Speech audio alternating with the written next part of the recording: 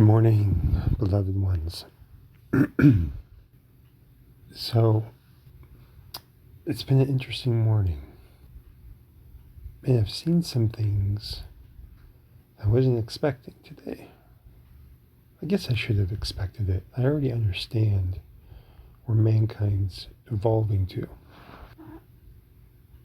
Once again, I took 3.5 grams at 3:30 in the morning today.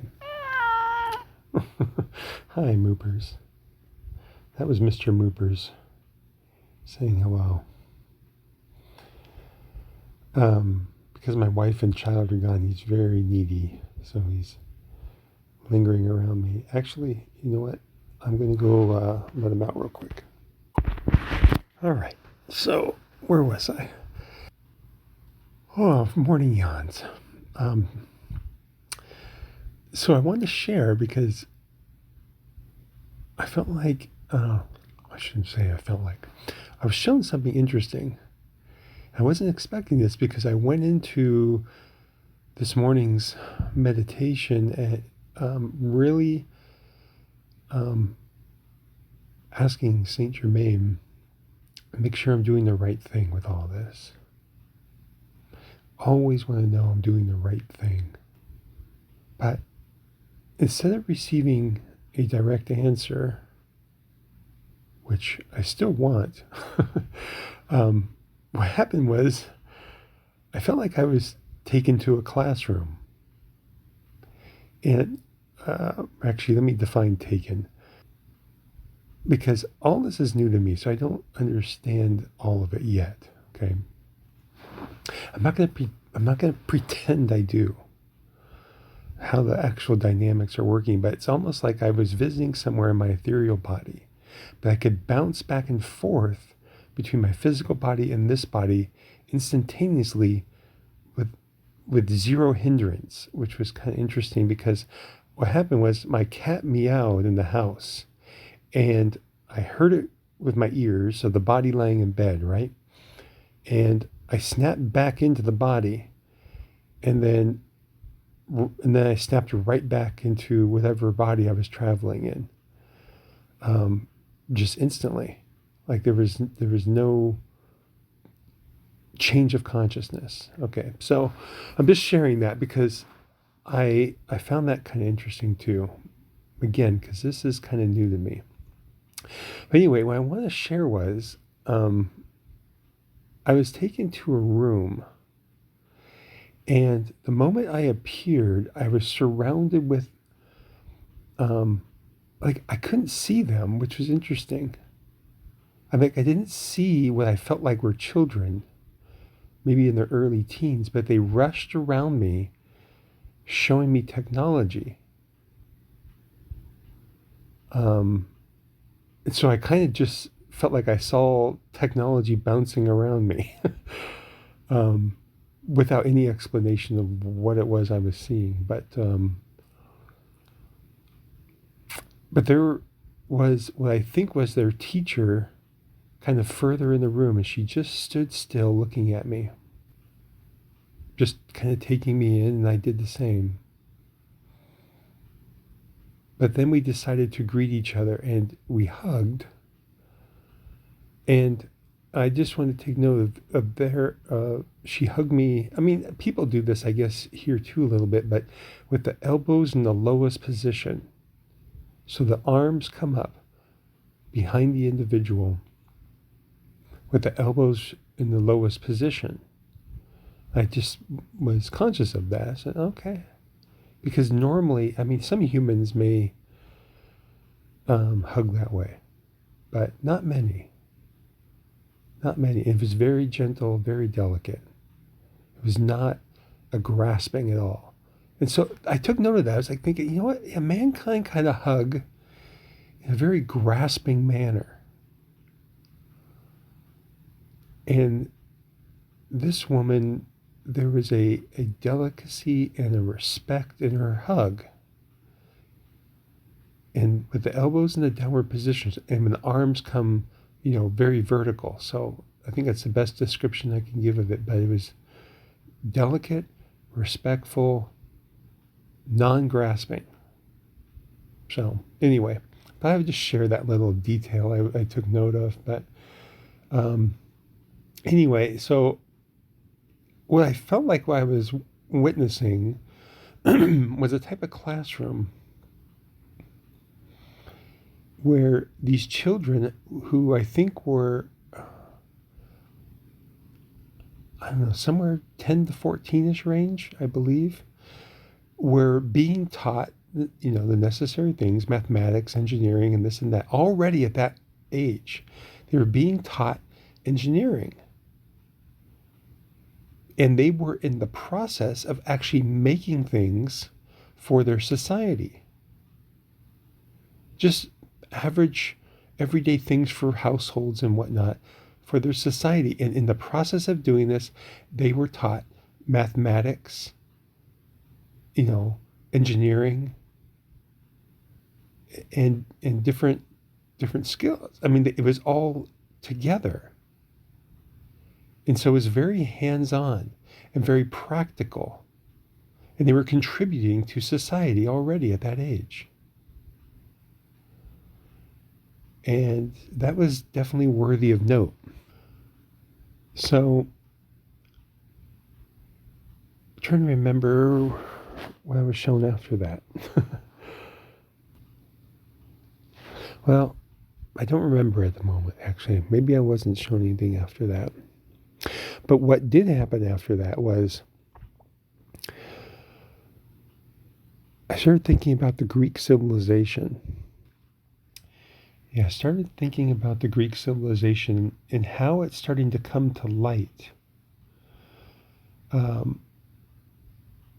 Because there's been archaeology that has been hidden from mankind concerning the Greek civilization. Okay? And I'm assuming it was intentionally hidden because what we know about the Greeks, right? Let's talk about that first. Is they had a really flourishing culture at their height, right?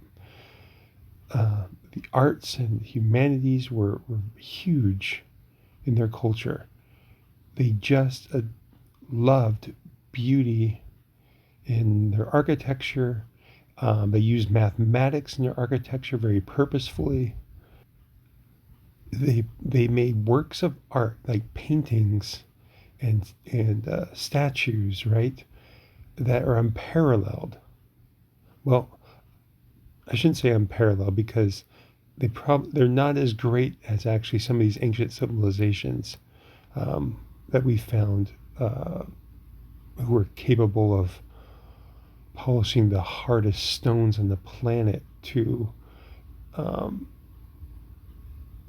absolutely glass shine. But anyway, they were up there. And we know the renaissance of canvas painting, of course, and murals on the cathedrals and whatnot. And they produce a lot of great thinkers, and Socrates and Plato.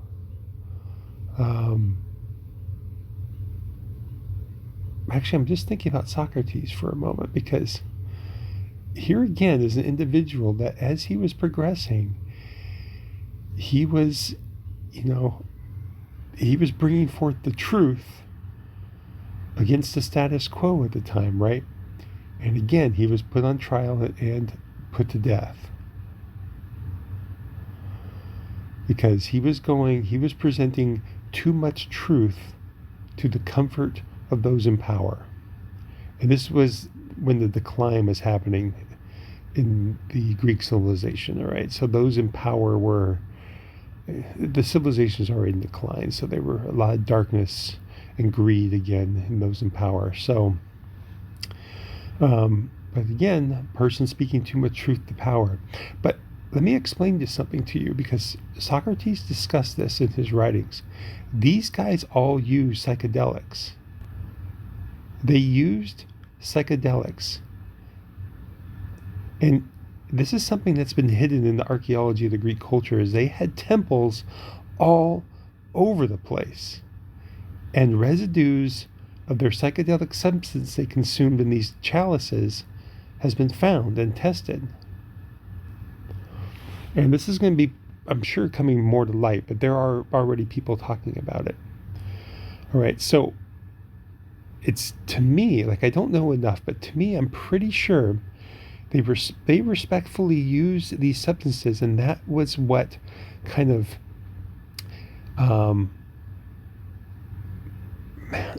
catapulted them.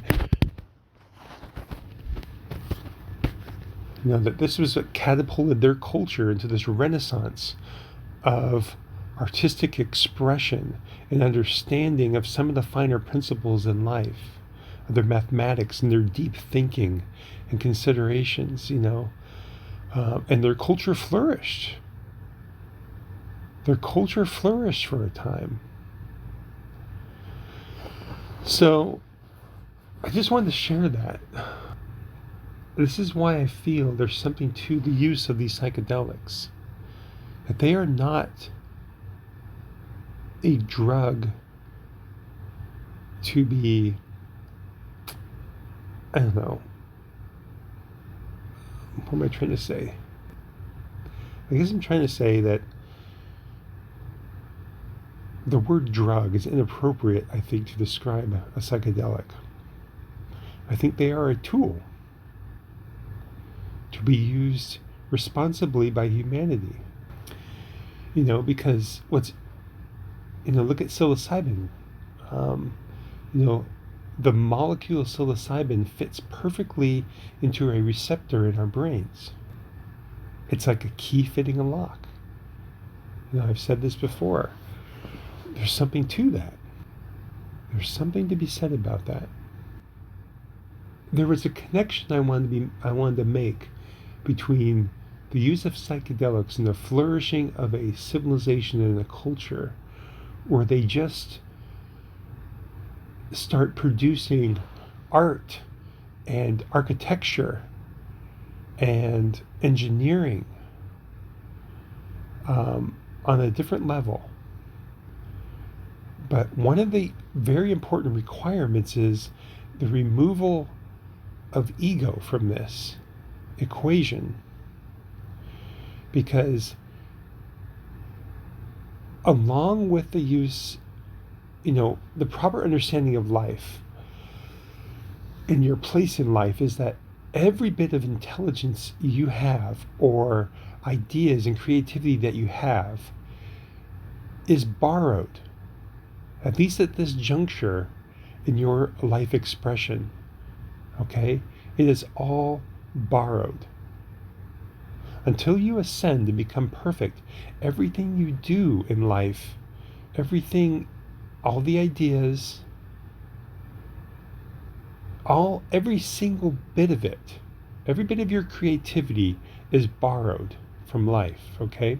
Because every bit of it has been done before. All these things are, like all these blueprints of life are already within the record of this planet, okay? So for any part of life to use these things with any sense of egotistical behavior and ownership is an obstacle for greater things coming forth. And so that's the proper relation I want to speak of in these, society and culture and civilization moves forward. It's a necessary component to that is the removal of ego, and humility will take its place. And the more humility that you can manifest and embrace in your expression of life, the more life will reveal to you and do through you. It's a necessary requirement to really becoming the highest expression of divinity possible. And I'm just speaking of this all before ascension, because once you ascend, you accept your perfection. You become perfect. You cannot err any longer, and your service to creation changes. And so at that point, you can do creative things that have never been done before. Okay? But that's not how it's going to be while you're still manifesting on this planet. It's all been done before. Well, for the most part. Let's say 95%, 99%. There may be things that come forth that I've never done before because, the evolution of life on this planet is a spiral, right? So it is increasing. So I think as we enter into this new golden age, we're going to do things that the previous golden ages probably hadn't done before. But again, all of these things are not, they're the understanding, the technology, the engineering, the artistic talent is, as it gets inputted into our consciousness, it's still going to be borrowed. It's still going to be thought of greater beings before us and then shared. Okay? I guess that's the proper way of saying it. Every bit, whatever enters our consciousness, is being shared from some other part of life as of a higher expression of perfection than we are. So every bit of it should be received with humility and non-ownership. And can you just imagine the whole civilization, the whole society that behaved in that manner of non-ownership? There was no need. Everything was shared. All blessings of life came forward, free of greed. Everybody only wanted to bring forth greater understanding and greater expression of life for the blessing of all. That's what we're going to move forward to again. Slowly, but mankind have to drop their egos and start understanding how life truly works. So I'm going to touch one more time on psychedelics. And this is my feeling right now, is that psychedelics, I believe right now in this moment, from what I was kind of shown and understood this morning, is that sorry, just so you all know, whenever I clear my throat, it's just like that seems to be a side effect of consuming the fungus, is that there's a little bit of stickiness in the throat. Okay, so I'm often clearing my throat in these recordings because that just seems to be the case. And like I said, I'm making these recordings within a 2 or 3 hour period of taking the mushrooms for the most part. So anyway, back on topic was, so my understanding at this very moment, from this literally this morning, is psychedelics are rendering a temporary service to humanity. There are, and I mean temporary because the state of delusion mankind are in is pretty severe. Okay? The state of the planet and the amount of negative vibratory action that impregnates the planet and its atmosphere at this time, this is so intense still that the need for something to cut our minds and bodies free has presented itself in nature. This is what I kind of understand at the moment. But, and I mean temporary, is because as the planet and society and mankind clean themselves up, it will no longer be necessary. And in the end, it will actually become a obstacle as creation moves, or society moves forward.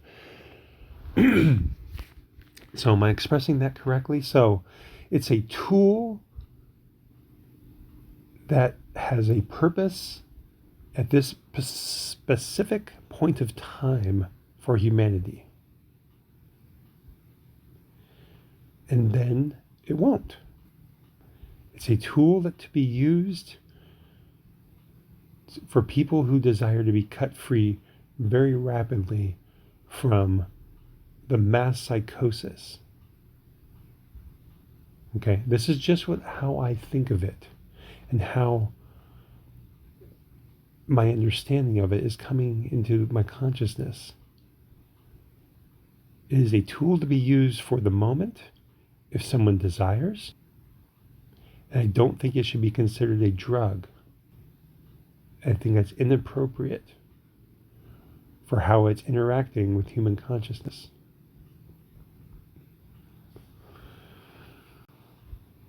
So, and then when that time and that requirement is done, nature will not even require to produce it.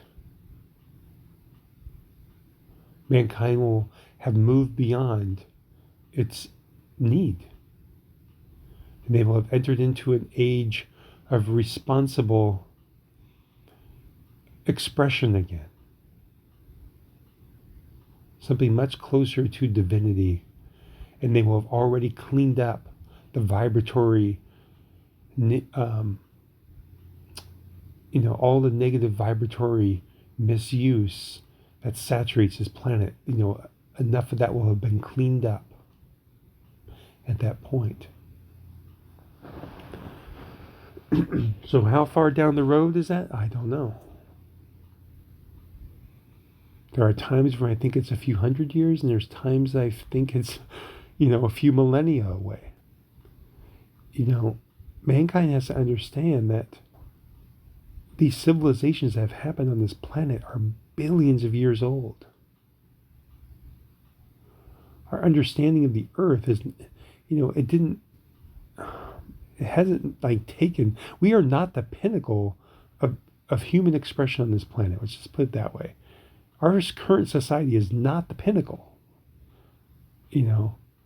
We are spiraling up to become the next pinnacle, but there has been greater civilizations on this planet 6 times before. Golden ages. And that is an expression of life that mankind can't even comprehend at this juncture, of what a golden age means, of the art and the engineering and the buildings and the conduct, the civility of life, where there is absence of greed, absence of jealousy, absence of hatred, absence of people behaving in an uncivilized manner anywhere on the globe. Okay, this is global. A golden age is global. But again, it was all these civilizations declined because of this populace losing their desire to maintain those standards of expression. And in the end, all these civilizations have to be crushed back into dust, where there is no longer any expression of them left on the planet.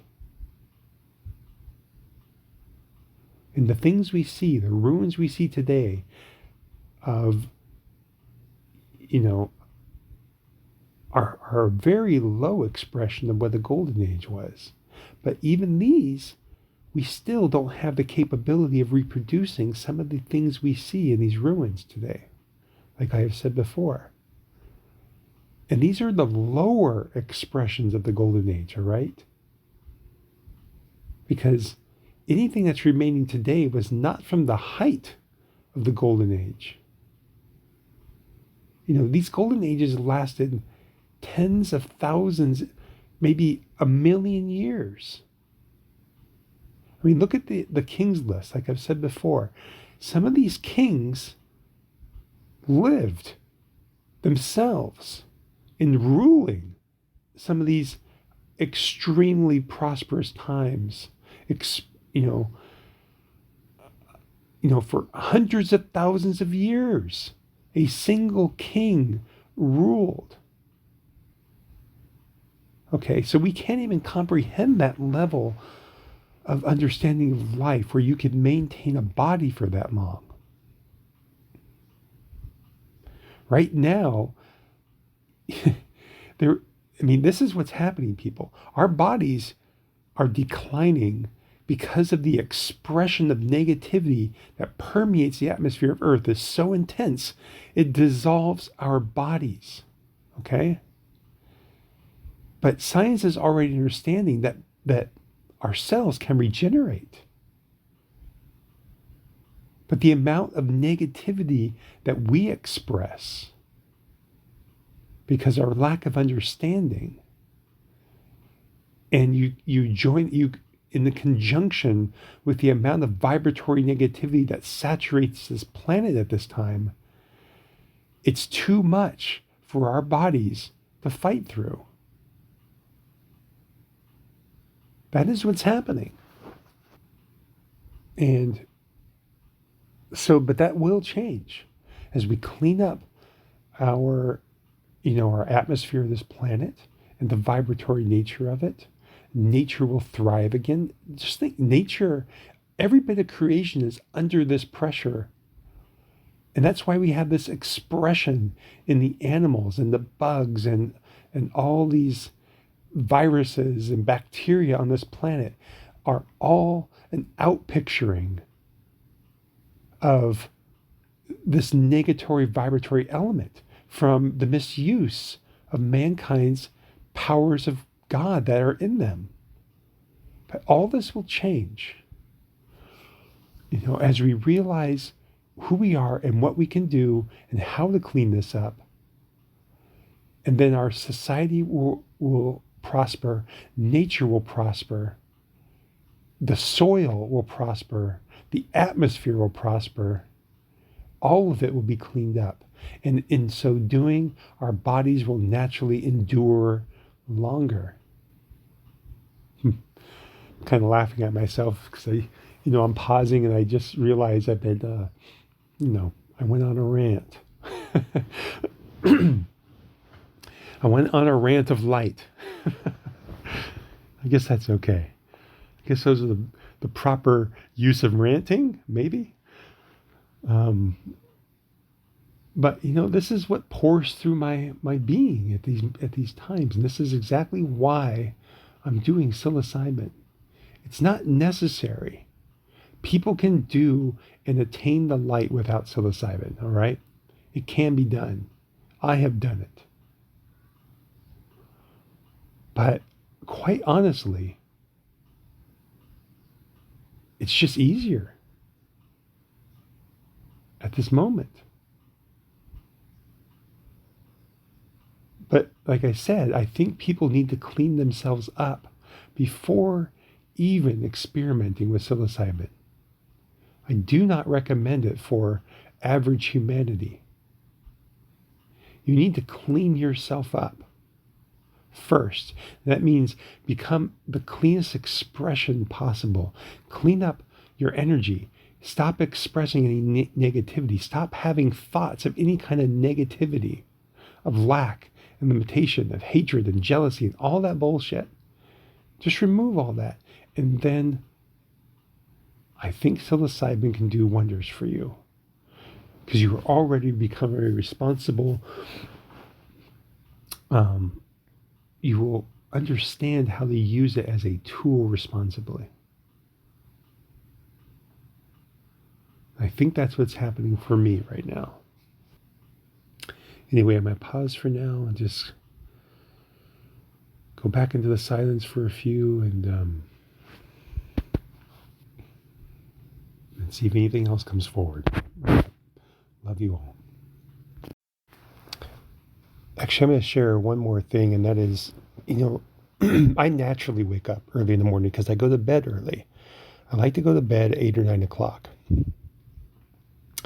And sometimes I only need 5 or 6 hours of sleep. I mean, that's all I actually need, 5 or 6 hours of sleep, and then I feel charged and ready for my day. So, if I go to bed at 9 and I sleep for 6 hours more or less, and I wake up at 3, I kind of have to force myself to stay in bed and try to sleep. I'm just kind of half awake until 6 if I do. So for me, it's actually a really perfect time to take some psilocybin because, um,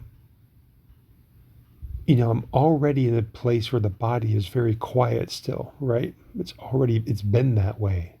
Everything is still. And it's a really good time to go into a deep meditative place, and just remain in bed.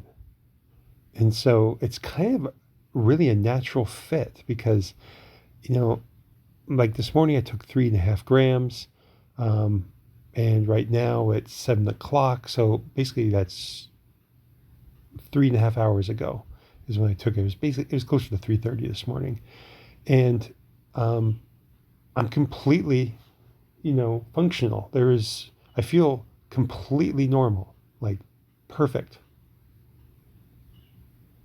and fully functional, ready to tackle the day, go do business. I have a client meeting today actually, and this is Sunday, by the way. But I'm meeting a client on a big job I have because we have their whole house, not demolished, but stripped down because we're doing a big room addition. But I got meetings with them a little bit later, and it's no problem.